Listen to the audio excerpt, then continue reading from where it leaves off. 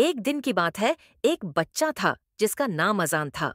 اذان بہت لاپرواہ اور ضدی بچہ تھا۔ وہ اسکول کا کام نہیں کرتا، دوستوں سے لڑتا اور بڑوں کی بات بھی نہیں سنتا تھا۔ اس کے والدین بہت پریشان تھے، مگر اذان اپنی ہی دنیا میں مگن رہتا۔ ایک شام وہ پارک میں کھیل رہا تھا کہ اچانک ایک بوڑھے شخص نے اسے آواز دی، بیٹا ہے کیا تم ایک خاص کھلونا لینا چاہو گے؟ اذان چونک گیا، پھر جوش سے بولا، کیا یہ کھلونا میرے دوستوں کے پاس نہیں ہوگا؟ بوڑھا مسکرا کر بولا، نہیں، یہ وقت کا کھلونا ہے، یہ تمہیں تمہارا ماضی دکھا سکتا ہے۔ اذان نے وہ کھلونا لے لیا۔ یہ ایک چھوٹا سا گھڑی جیسا آلہ تھا جس میں ماضی دیکھو کا بٹن تھا۔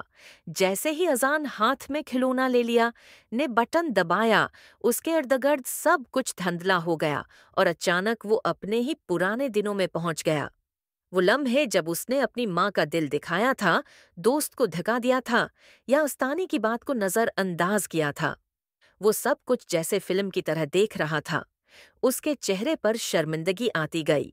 اس نے دیکھا کہ کس طرح ایک بار اس کے دوست نے روتے ہوئے کہا تھا، اذان تم بدلے نہیں ہو۔ اذان کا دل بھر آیا۔